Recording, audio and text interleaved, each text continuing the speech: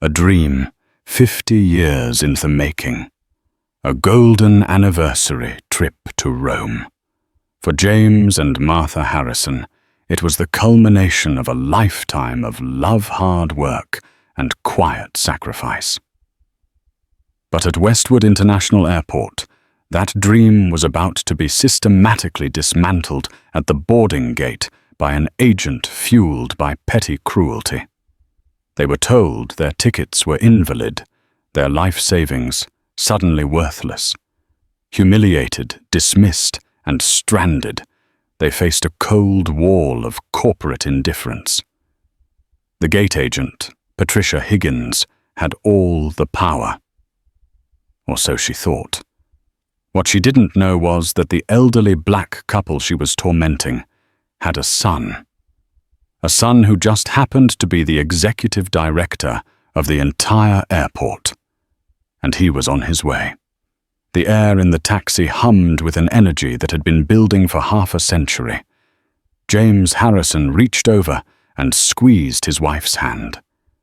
His own calloused palm enveloping her softer age-spotted one. Martha Harrison beamed, her eyes framed by gentle wrinkles, sparkling with the same light he'd fallen in love with 53 years ago. Today was the day, their 50th wedding anniversary gift to each other, 2 weeks in Rome. The Eternal City, a place they'd only ever seen in library books and on television documentaries. James had been a carpenter, a man who built sturdy, reliable things with his hands. Martha had been a first-grade teacher, shaping young minds with patience and wisdom. They had built a life, a home, and a family on the foundations of love and perseverance. They'd raised 2 children, seen them off to college, and watched them build their own successful lives. Their son David was their pride and joy, though his job was so complex they hardly understood it. Something about logistics and operations at the airport. He was always busy, always professional, but never too busy for his parents.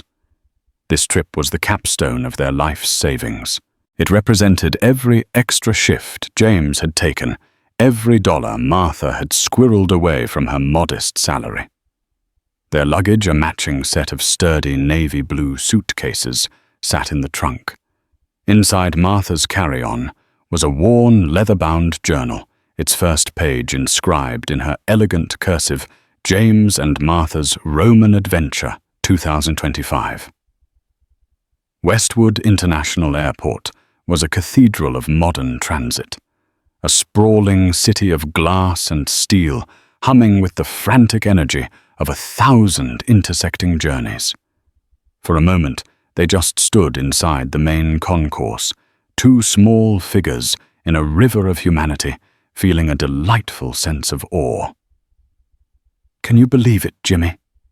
Martha whispered, clutching his arm. "We're really here." "I can, Marty," he smiled. "Now let's go find Apex Air and get this show on the road. Flight 815 to Rome." They navigated the signs with the careful precision of their generation arriving at the Apex Air check-in counter. After a brief, pleasant exchange with the agent at baggage drop, they were directed toward the security checkpoint, and then to their departure gate, B12. The atmosphere at gate B12 was different. The calm efficiency of the main terminal had been replaced by a palpable tension. The flight was full, and the waiting area was a chaotic sea of rolling bags, crying babies, and anxious travelers. Presiding over it all from behind a tall counter was a gate agent with a severe blonde haircut and a name tag that read, Patricia. Patricia Higgins moved with a sharp, bird-like efficiency that bordered on aggression. She snapped at a young man who asked if he could charge his phone, pointing to a sign without even looking at him. She spoke into the microphone with a clipped, condescending tone, her voice echoing with thinly veiled impatience. James and Martha exchanged a look. "She seems a bit stressed," Martha murmured, ever the diplomat. "Long day, I suppose," James replied, though a knot of unease was beginning to form in his stomach. He'd dealt with all kinds of people in his line of work, and he recognized the type, someone who wielded their tiny sliver of authority like a weapon. They waited patiently for their boarding group to be called. Group 3. When the announcement came, they joined the queue, their boarding passes and passports held ready. The line moved slowly, punctuated by Patricia's sharp commands. "Have your documents open to the photo page, liquids out and ready for inspection at the jet bridge. We don't have all day." When the Harrisons reached the front of the line, James offered a polite smile. "Good afternoon." Patricia didn't return the smile. Her eyes, the color of a winter sky, flickered from their faces down to the tickets in James's hand. She took them without a word and scanned the barcodes. A sharp negative beep echoed from the machine. She scanned them again. Another beep. She looked up, her expression a mixture of triumph and annoyance. "There's a problem," she stated flatly. James's smile faltered. "A problem? What sort of problem?" "Everything was confirmed this morning." "The system is showing your seat assignment as unconfirmed," Patricia said, tapping a key on her computer. "It looks like your tickets have been flagged." Martha leaned forward, her brow furrowed with concern. "Flagged? What does that mean?" "We bought these 6 months ago." Patricia sighed, a theatrical display of exasperation meant for the growing line behind them.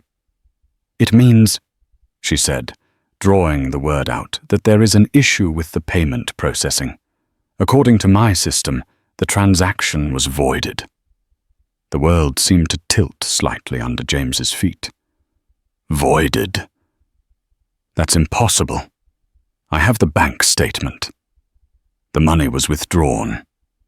We have the email confirmation." He fumbled for his phone, his fingers suddenly feeling clumsy and thick. "Sir, your phone means nothing to me," Patricia snapped, her voice rising. "My system, the official Apex Air system, says these tickets are not valid for travel. You will have to step aside." She gestured dismissively to the side of the counter, already looking past them to the next passenger.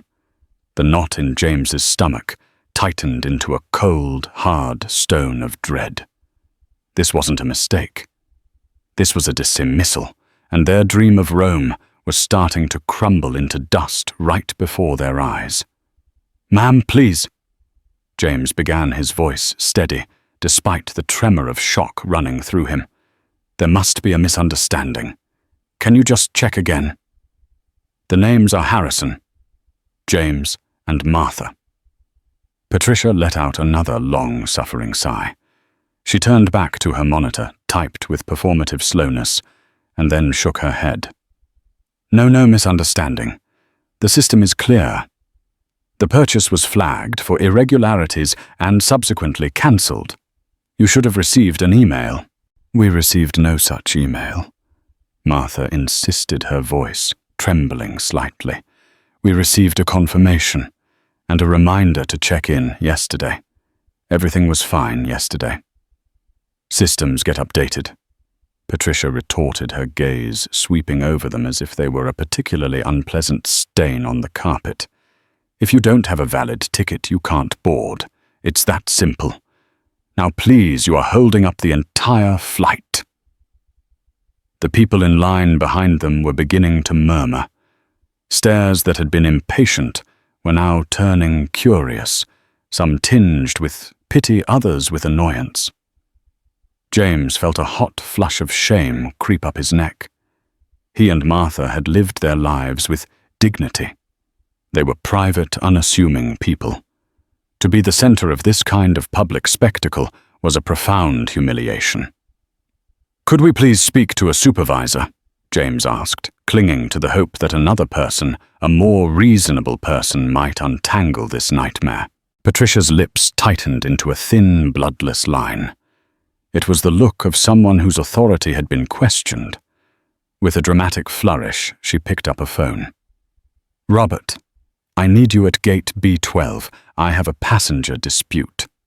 She said the word dispute with a particular venom, as if the Harrisons were unruly hooligans rather than a confused elderly couple.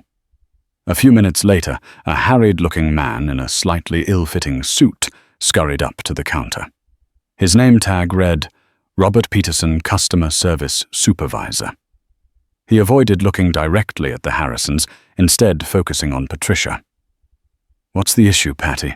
he asked, his voice low. "These people," she said, gesturing toward them with her pen, "are insisting their cancelled tickets are valid. I've explained the situation twice, but they refuse to move." Robert finally turned his watery blue eyes on James and Martha. He offered a weak, apologetic smile that didn't reach his eyes. "Folks, I'm sorry for the trouble, but Patricia is our most diligent agent. If she says there's a system flag, then there's a flag. We have to follow protocol." "But what is the protocol for fixing a mistake?" James pressed, holding up his phone where he had finally pulled up the bank statement. "Look, here is the charge. Apex Air, 4 fouls, $782. It cleared our account 6 months ago. How can the ticket be cancelled if you took our money?" Robert peered at the phone from a distance, refusing to take it. "Sir, I can't verify third-party documents. The only thing that matters is what our system says. Sometimes these things happen. A glitch, a security hold. The airline reserves the right to cancel any reservation. So you took our money, cancelled our tickets without telling us, and now you're just going to leave us stranded." Martha's voice cracked, the injustice of it all overwhelming her. Tears welled in her eyes. This was our 50th anniversary trip. The sight of his wife's tears ignited a protective fire in James. His politeness evaporated, replaced by a cold, quiet anger. "This isn't right," he said, his voice low and firm. "You're not even trying to help. You're just trying to get rid of us." Robert shifted his weight, clearly uncomfortable. "Sir, there's nothing more I can do at the gate. The flight is closing. You can go back to the ticketing counter outside security and see if they can rebook you, but you would have to purchase new tickets at today's price, assuming there are even seats available on another flight, which is unlikely." New tickets, at the last-minute price. It would cost a fortune they didn't have. They had saved for years for these tickets. It was a bureaucratic checkmate. They were trapped. The final call for Flight 815 to Rome echoed through the terminal. The last few passengers scurried past them, pointedly avoiding eye contact. The jet bridge door was about to close. Martha tugged on James's sleeve, her face a mask of defeat. "Jimmy, let's just go," she whispered. Her voice choked with tears. "Let's just go home." Home. The word felt like a punch to the gut. To turn around defeated and drive back to their quiet house, the dream of Rome dead and buried under a pile of corporate red tape and sheer indifference. James looked at his wife's face, at the dream draining from her eyes, and then he looked back at Patricia, who was watching them with a smirk of undisguised satisfaction. Something inside him refused to break. He thought of his son, David. David, who always had a solution. David, who worked here in this very airport. He didn't know what David did exactly, but he knew people. Maybe he knew someone in ticketing. It was a long shot, a desperate final prayer. "No, Marty," James said, his resolve hardening. "Not yet." He pulled out his phone again, his thumb hovering over the contact labeled David. He hated to bother him at work, but this was more than an inconvenience. This was an injustice. This was their life's dream, and he wouldn't let it be stolen by a cruel gate agent and her spineless supervisor. He pressed the call button. David Harrison was in the middle of a presentation. He stood at the head of a gleaming mahogany table in the airport's executive boardroom. On the wall-mounted screen behind him was a complex logistical chart detailing a proposed overhaul of the cargo handling operations for the entire eastern seaboard. The room was filled with airline executives, FAA officials, and senior members of his own Westwood International team. This was a billion-dollar conversation. His phone, set on the table beside his laptop, vibrated. The screen lit up. Dad. David's focus didn't waver. He'd told his parents he had a major meeting this afternoon. They wouldn't call unless it was important. He held up a hand to his audience. "Excuse me for one moment, gentlemen." He answered the call, his voice low and professional. "Hi, Dad. Is everything okay?" "David. Son, I'm so sorry to bother you." James's voice was strained, tight, with an emotion David hadn't heard since the day their family dog had passed away 15 years ago. We're at the airport." "I know, Dad. Are you at the gate? Your flight should be boarding soon. Is Mom excited?" "We're at the gate," James said, his voice dropping to a near whisper. "But they won't let us on the plane." David's entire posture changed. The detached professionalism fell away, replaced by sharp, focused concern. "What do you mean they won't let you on?" "What happened? They said our tickets were cancelled, that the payment was voided. But David, the money came out of my account months ago. We have all the confirmations. The agent here, she won't even look at it. Her supervisor is with her, and they just keep telling us to leave." David could hear the tremor in his father's voice, the deep well of humiliation behind the words. And then he heard his mother softly crying in the background. A cold, dangerous calm settled over David. The billion-dollar logistics chart, the room full of powerful executives, all of it faded into white noise. There was only the sound of his father's strained voice and his mother's tears. "Dad, listen to me." David said, his voice now devoid of any warmth, replaced by pure, uncut authority. "What gate are you at?" "B12, Apex Air." "And the agent's name?" "Patricia. Her supervisor's name is Robert." "Okay, don't move, don't talk to the men anymore. Just stand to the side and wait for me. I'm on my way." "David, you're in a meeting." "The meeting is over," David said, and hung up the phone. He turned back to the stunned boardroom.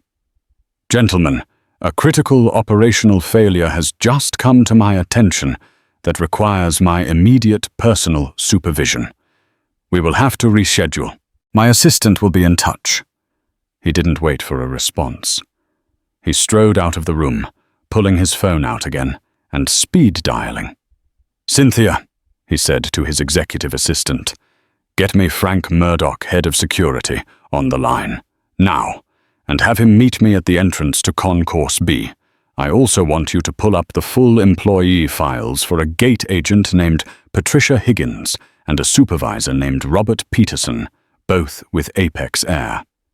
I want their performance reviews, any commendations, and any and all customer complaints. Have it on my tablet in 5 minutes." As David walked, his pace was a controlled fury. He moved through the polished corridors of the executive wing with a purpose that made people instinctively step out of his way. Staff members who recognized him, from janitors to operations managers, nodded respectfully. "Mr. Harrison." "Good afternoon, Director." He was no longer David the son. He was David Harrison, the Executive Director of Westwood International Airport. Every inch of the 5,000-acre facility, every runway, every terminal, every gate fell under his ultimate jurisdiction. The airlines were tenants in his building, and they operated under a strict set of standards and leases that he personally oversaw. An airline causing a problem for a passenger was a customer service issue. An airline humiliating his parents was a declaration of war. He met the head of security, a burly ex-cop named Frank Murdoch, at the concourse entrance. "Frank, I want you to come with me, to gate B12. David said, his voice low. "I want you to bring a handheld camera. I want you to record everything that happens from the moment we arrive. Do not intervene unless I give you a direct order. Is that understood?" Frank, who had seen David handle everything from bomb threats to international diplomatic incidents, saw the look in his boss's eyes and knew this was something different. This was personal. "Understood, Director." David's tablet chimed. Cynthia had sent the files. He scanned them as he walked his long strides, eating up the distance down the concourse. Patricia Higgins, 14 years with the airline. A string of minor complaints about rudeness, all dismissed by her supervisor, Robert Peterson. Several commendations from Peterson for efficiency and strict adherence to protocol. A pattern began to form. He saw them as he rounded the final corner. His father, standing ramrod straight, his arm around his mother, who was trying to discreetly wipe her eyes. They looked whole, isolated, and profoundly weary. And standing at the now empty gate counter, chatting idly as the ground crew prepared to push the plane back, were Patricia and Robert. Patricia glanced over at his parents, and a small, cruel smile played on her lips. The cold calm in David's chest solidified into ice. He took a deep breath, straightened his tie, and began the final walk toward Gate B12. The reckoning was about to begin. David and Frank Murdoch approached the gate with silent, deliberate steps. The casual chatter between Patricia and Robert died down as they noticed the two men in dark suits approaching. They didn't recognize David. To them, he was just another official-looking person, perhaps, from corporate coming to ask about the flight's on-time departure. "Can I help you?" Patricia asked, her tone shifting to one of professional deference, a stark contrast to the way she had addressed his parents. "The flight to Rome has been closed out." David ignored her. His eyes went straight to his parents.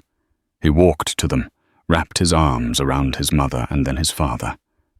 "It's okay," he whispered. "I'm here now. Everything is going to be all right." Martha looked up. Her eyes red-rimmed but filled with relief. James simply nodded, a world of gratitude passing between father and son. David turned back to the counter, his expression now glacial. "I'm looking for Patricia Higgins and Robert Peterson." Patricia puffed up slightly. "I'm Patricia Higgins. This is my supervisor, Robert Peterson. What is this regarding?" "This is regarding Mr. and Mrs. Harrison," David said, gesturing to his parents. "I understand you denied them boarding on Flight 815. Robert stepped forward, adopting his managerial persona. "That's correct, sir. Unfortunately, their tickets were flagged in our system as cancelled due to a payment issue. It was out of our hands. We have to follow policy." "I see," David said softly. "And what policy is that exactly? Please cite for me the specific Apex Air regulation number that instructs you to refuse assistance to passengers whose funds you have already accepted." Robert blinked. "Well, it's not a specific number. It's just general policy about invalid tickets." "So there is no specific policy," David stated, his voice like chipping stone. "You just made a judgment call. Let's talk about your system. Is it infallible, Mr. Peterson? Has it ever been known to have delays in updating or to produce errors? Well, no system is perfect, but you chose to trust a potentially flawed system over a customer's proof of payment and your own common sense," David finished for him. He then turned his full attention to Patricia, whose face had begun to pale. "Ms. Higgins, my father tells me you were the one who initially handled this. He said you were dismissive and unhelpful." "I was following procedure," she insisted, her voice suddenly high-pitched. "I have a flight to manage. I can't spend all day on one ticketing issue." "Your job isn't just to manage a flight," David corrected her, his voice rising with controlled force. "It's to provide service to the passengers who pay your salary. Passengers like my parents. Passengers who saved for years for this trip, only to be publicly humiliated by you." A flicker of realization, followed by pure terror, crossed Patricia's face. She looked from David to the elderly couple and back again. Your parents?" she stammered. Robert Peterson looked as if he was about to be physically ill. "Sir, we didn't know." "Know what?" David shot back, taking a step closer to the counter. "That their son was someone you might have to answer to. Does a passenger's right to be treated with dignity and respect depend on who they know? Is that the Apex Air policy?" He let the question hang in the air, a damning indictment. He turned to Frank Murdoch. "Frank, is the camera rolling?" "Yes, Director," Frank replied, the title echoing in the suddenly silent gate area. The word Director landed like a physical blow. Patricia swayed slightly, grabbing the counter for support. Robert's jaw went slack. The color drained completely from his face. "Director," Robert whispered, his voice barely audible. "David Harrison," David said, leaving no room for doubt. "Executive Director of Westwood International Airport. This airport, the one you are currently operating in. And as of this moment, I am lodging a formal top-level complaint against Apex Air, and specifically against the two of you for gross misconduct, passenger mistreatment, and a potential violation of the civil rights of my guests." He turned to a nearby airport operations phone and dialed. "This is Harrison. I want you to hold flight 815 at the gate. Do not push back. Inform the captain there is a security matter at the jet bridge." "Yes, a security matter. The safety and security of our passengers is paramount, and I have reason to believe the screening process at this gate conducted by Apex Air staff was compromised by prejudice." He hung up and looked back at the two shell-shocked employees. "Now," he said, his voice dropping to a deadly calm, "we're going to fix this. You, Mr. Peterson, are going to get on your radio and have your station manager meet me here in 2 minutes. You, Ms. Higgins, are going to take my parents' original boarding passes, walk onto that aircraft, and find 2 first-class seats for them. If the cabin is full, you will politely ask 2 passengers in first class if they would be willing to move to my parents' original seats in exchange for a $1,000 travel voucher each, which I will personally authorize. Then you will come back and escort my parents onto that plane, apologizing to them for the distress you have caused." He wasn't finished. "After you have done that, you will both report to the station manager's office, where you will wait for me, Mr. Murdoch, and a representative from our legal department. Your conduct today has raised serious questions about Apex Air's fitness to operate out of this facility. This isn't a customer complaint anymore. This is now an official airport investigation." He walked back to his parents, his expression softening as he looked at them. "Mom, Dad, they're going to get you on your flight. I am so sorry this happened." Martha, overwhelmed, simply hugged him tightly. James clapped his son on the shoulder, his eyes shining with a fierce, profound pride. He had known his son was successful. He had not understood until this very moment the depth of that success or the strength of the man he had become. He watched as a terrified Patricia Higgins, under the watchful eye of the head of security, scurried onto the plane to do exactly as she was told. The balance of power at Gate B12 had been irrevocably and justly reversed. The Harrisons' departure for Rome was only the beginning. For David, getting his parents on the plane was the immediate fix. Dismantling the system that allowed the incident to happen was the mission. The next morning, the fallout began. David convened an emergency meeting in the same boardroom where he'd been presenting just 24 hours earlier. This time, the attendees were different. The airport's chief legal counsel, the head of public relations, Frank Murdoch from security, and summoned under threat of lease violation, the senior vice president of North American operations for Apex Air, a slick corporate executive named Gerald Stowe. Mr. Stowe. David began dispensing with pleasantries. Yesterday afternoon at Gate B12, 2 of your employees, Patricia Higgins and Robert Peterson, baselessly denied boarding to 2 elderly passengers. They were subjected to public humiliation based on a so-called system flag that your staff made no effort to investigate or resolve. Stowe shifted in his expensive suit. Mr. Harrison, on behalf of Apex Air, I want to offer my sincerest apologies for this unfortunate misunderstanding. We have already suspended the 2 employees in question, and we are prepared to offer your parents a significant travel credit as a gesture of our goodwill. David leaned forward, his hands clasped on the table. Gerald, let's be very clear.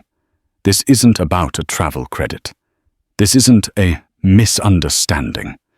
This is a symptom of a disease within your corporate culture, and I now have the evidence to prove it. He nodded to Frank, who dimmed the lights. The large screen at the end of the table lit up. First it showed the pristine security footage Frank had recorded. The condescending tone of Patricia Higgins, the weak compliance of Robert Peterson, the tear-streaked face of Martha Harrison. It was all there in high definition. Stowe squirmed. That's the appetizer, David said. Now for the main course. The screen changed to a spreadsheet. My office, as you know, has access to certain operational data. After this incident, I tasked my team with running an analysis of all boarding denials and random secondary security screenings initiated by Apex Air gate agents at Westwood over the past 2 years. We filtered it by agent. A chart appeared showing Patricia Higgins's name at the top with a dramatically long red bar next to it.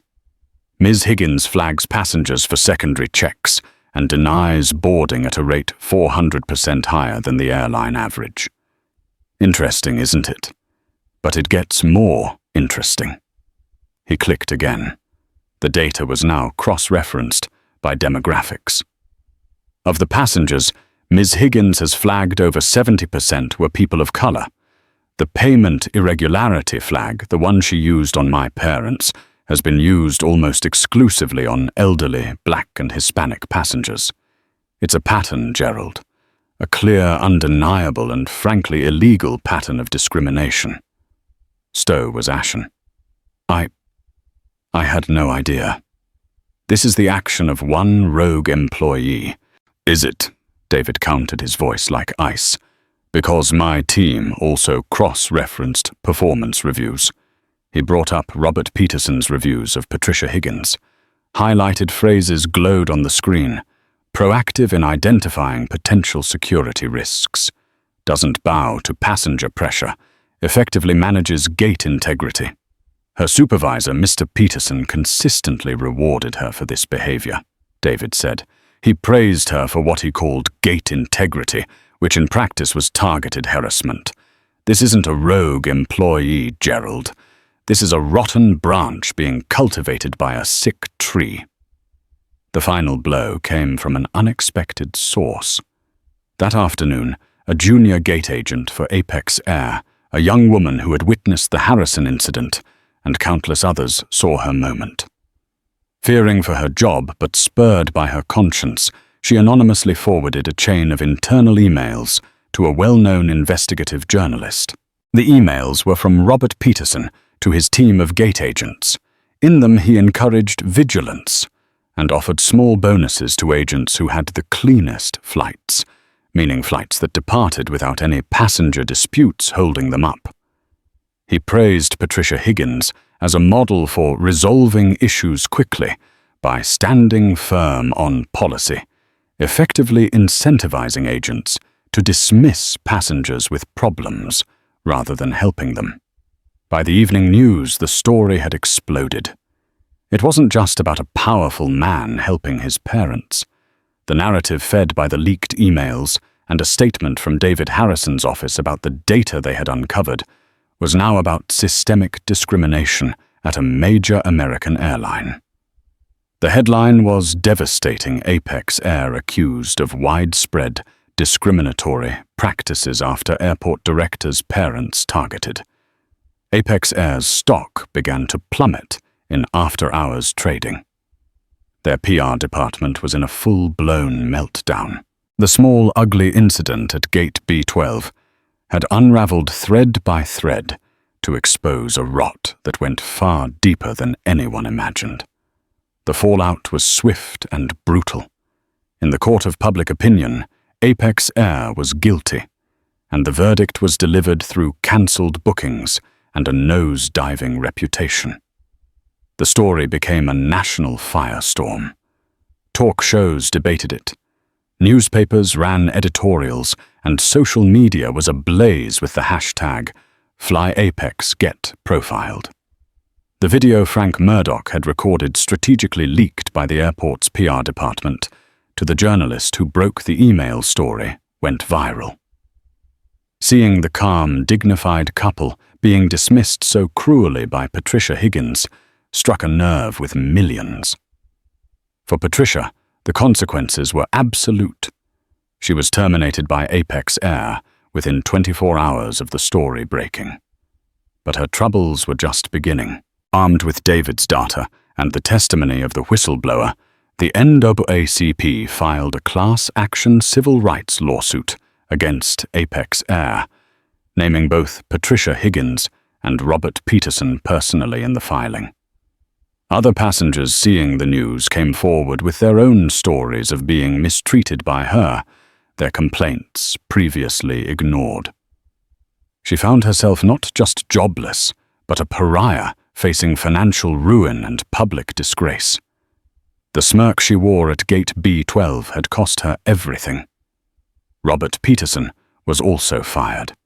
His attempts to paint himself as an unwitting manager who was duped by a rogue employee fell apart under the weight of his own emails. He became a case study in failed leadership, a man who not only enabled prejudice, but incentivized it for the sake of empty corporate metrics. He too was named in the lawsuit, his career in the airline industry over. Apex Air was forced into a massive, humiliating public reckoning. Gerald Stowe was fired. The CEO had to issue a groveling televised apology. They agreed to a massive settlement in the class action lawsuit, which included millions in compensation for the victims and the establishment of a fund for diversity and inclusion training. They were also forced by the Department of Transportation to submit to years of federal monitoring. The cost to their bottom line and their brand was catastrophic, a wound that would take years, if not decades, to heal. Meanwhile, thousands of miles away, James and Martha Harrison were walking through the Borghese Gardens in Rome. The Italian sun warmed their faces. They had visited the Colosseum, stood in awe inside the Sistine Chapel, and tossed coins into the Trevi Fountain, making a wish not for themselves, but for their son. They were aware of the storm raging back home. David had called them, of course, to check in and give them a quiet summary of the events. They felt a certain sorrow that their dream trip had been born out of such an ugly moment, but that sorrow was vastly outweighed by an immense pride. Sitting on a marble bench overlooking the city, Martha took out her journal. She turned past the first page and wrote, "Our son David did not just get us to Rome. He reminded the world that everyone's journey deserves respect. He made sure that what happened to us will not happen to others. He is a builder just like his father. He doesn't build with wood, but with justice. James read the words over her shoulder and squeezed her hand the same way he had in the taxi on the way to the airport. The humiliation they had felt at gate B12 was a fading scar cauterized by the fierce, protective love of their son and the resounding echo of consequence that followed. Their golden anniversary trip had become more than a vacation. It had become a testament to the fact that while prejudice may be powerful, the truth, when wielded by someone with courage, is far more powerful still. 3 months after his parents returned from Rome, the storm had passed, or so it seemed. At Westwood International Airport, the name Apex Air was now synonymous with reform. The airline had launched a multi-million-dollar advertising campaign centered on a new Apex, a new promise, featuring smiling, diverse families being treated with exemplary service. Their old aggressive eagle logo had been softened, its sharp angles sounded into something less predatory. On the surface, it was a masterclass in corporate damage control. David Harrison watched it all from his office, the panoramic window giving him a godlike view of the runways where thousands of stories, big and small, took off and landed each day. The lawsuit had been settled. The federal monitors were in place, poring over Apex's data. His parents' vacation photos were framed on his desk, James and Martha beaming in front of the Trevi fountain, looking happier and more relaxed than he had seen them in years. By all accounts, it was a victory, a clean, decisive win. Yet David felt a lingering disquiet. He knew that changing a logo was easy. Changing a culture was hard. The rot he had exposed, personified by Patricia Higgins and Robert Peterson, was a symptom of something that had been allowed to fester for years. You couldn't fix that with a new slogan and a few mandatory sensitivity training modules. His unease was given a name one rainy Tuesday afternoon, in the form of a discreet, anonymous email that slipped past his assistant and into his personal inbox. The sender's address was a jumble of random letters and numbers from a secure, encrypted service. The subject line was simply, Gate B12. David's blood ran cold. He opened it. Mr. Harrison, you don't know me, but my name is Alicia Rowe. I was the junior gate agent for Apex, who was working the shift after your parents' incident. I am the one who forwarded Mr. Peterson's emails to the press. I did it because it was the right thing to do.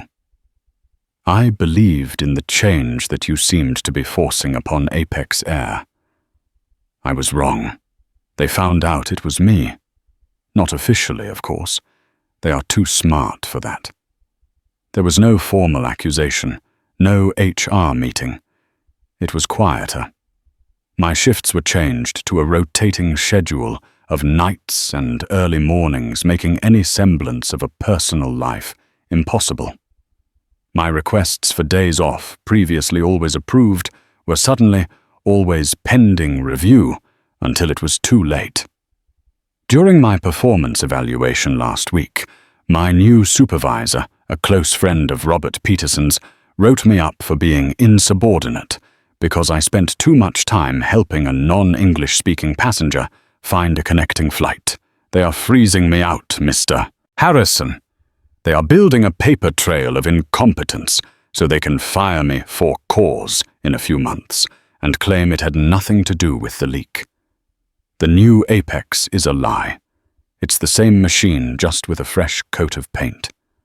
The message is clear. Do not cross the company. I'm writing to you not to ask for help, because I know you have done so much already, but to let you know the truth. Thank you for standing up for your parents. It gave me the courage to do what I did. I just wish it had actually mattered. Sincerely, Alicia Rowe. David read the email 3 times. The clean win suddenly felt dirty incomplete. He had slayed the dragon, but he'd left one of the heroes on the battlefield to be devoured by wolves. His intervention had been a loud, thunderous clap of justice, but the retaliation Alicia was facing was a quiet, creeping poison. It was insidious, deniable, and in many ways more cruel. He felt a surge of cold fury that eclipsed what he'd felt even for his parents. The mistreatment of his parents was an act of arrogant prejudice. This was different. This was a calculated, vindictive punishment of someone who had risked everything for a principle. It was proof that Apex Air's public apology was nothing more than a strategic retreat, and that in the shadows they were sharpening their knives. His first instinct was to pick up the phone and tear into the new SVP of operations at Apex. But he reined himself in. That was the old playbook. They would expect it. They would have their denials ready. "We're not aware of any retaliation. Ms. Rowe's performance issues are a confidential HR matter. We take all employee concerns seriously and will investigate internally." It would be a smokescreen buying them time to finalize her termination. He couldn't use a sledgehammer this time. He needed a scalpel. He summoned Frank Murdoch to his office. The burly head of security sat down, his expression serious. David slid his tablet across the desk, showing him the email. Frank read it and let out a low whistle.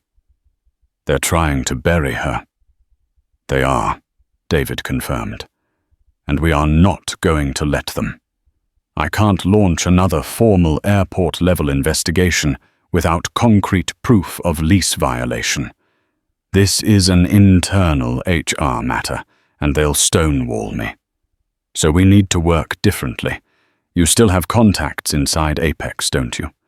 Friends on the ground, crew in baggage handling, people who have been there for years." Frank nodded slowly. "A few old-timers. They don't like the corporate suits any more than we do." "Good," David said. "I want you to put out some feelers, quietly. I want to know about Alicia Rowe. Is she a good employee? What's her reputation among her peers, not her bosses? And I want to know about her new supervisor. What's his story? I also want to know what this new sensitivity training actually entails. Is it real, or is it a joke?" While Frank began his discreet inquiries, David pursued another angle. He scheduled a routine quarterly check-in with the lead federal monitor assigned to Apex Air, a no-nonsense woman from the Department of Transportation named Maria Flores. In her office over stale coffee, David steered the conversation. "So, Maria, how is the new Apex looking from your side?" he asked casually. "It's looking like a lot of paperwork," she sighed, gesturing to a stack of binders. "They're ticking all the boxes. New training materials have been drafted, new oversight committees formed. On paper, they're a model citizen." "And off paper," David pressed gently. Flores leaned forward, lowering her voice.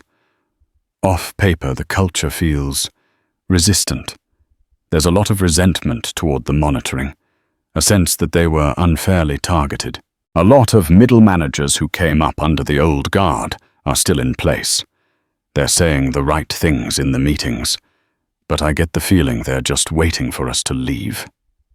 "Have you heard any whispers of retaliation against employees who cooperated with the initial investigation or spoke out?" David asked, keeping his tone hypothetical. Flores's eyes sharpened. "That would be a direct violation of the consent decree. A very, very serious one. It would trigger automatic severe penalties. Do you have a specific reason to ask, Director?" "Just a gut feeling," David said, pulling back slightly. "The kind of feeling that makes me want to be extra vigilant. I trust you'll let me know if any such whispers reach your ears." He had planted the seed. Flores was now watching for it. A week later, Frank came back with the results of his reconnaissance. The picture was exactly as David had feared. Alicia Rowe was universally liked by her colleagues. They called her by the book, but with a heart, someone who would always trade a shift to help a co-worker in need. Her new supervisor, however, was a different story. He was known as a company man, a crony of Robert Peterson's, who believed the whole Harrison affair was an overblown PR stunt. The most damning piece of information came from a baggage handler who had been forced to sit through the new training. "It was a joke, Director," the man had told Frank. "A 20-minute PowerPoint presentation you had to click through. Most of us just had it running in the background while we did other work. There was a quiz at the end, but you could take it as many times as you wanted until you passed. It was just for show." David now had what he needed. It wasn't enough for a lawsuit, but it was more than enough for a kill shot. He didn't schedule a meeting. He didn't send an email. He waited until 7 p.m. long after the business day was over and called the personal cell phone of the new Apex SVP, a man named Henderson. "Henderson," David said, his voice calm and level. "Director Harrison, is everything all right?" Henderson sounded surprised and wary. "No, Mr. Henderson, it's not," David replied. "I'm calling about the integrity of the federal consent decree your airline is currently operating under, specifically the clause about whistleblower protections." There was a moment of charged silence on the line. "I'm not sure what you're referring to," Henderson said, his voice tightening. "Then let me be specific," David said. "I'm referring to a junior gate agent named Alicia Rowe.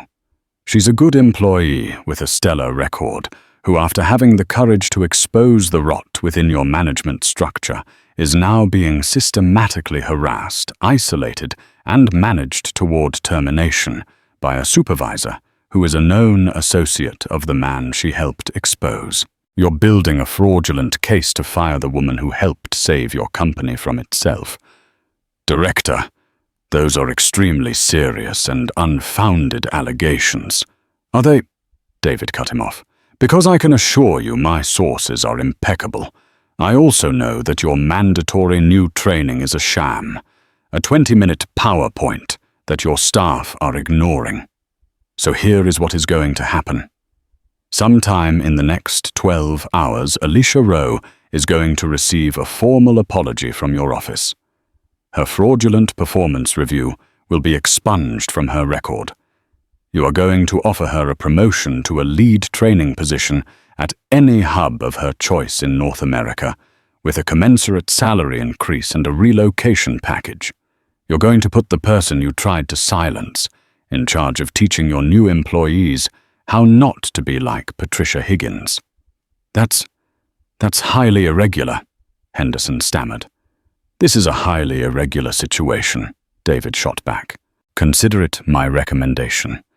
And you should know that I had a very interesting chat with Maria Flores at the DOT this week.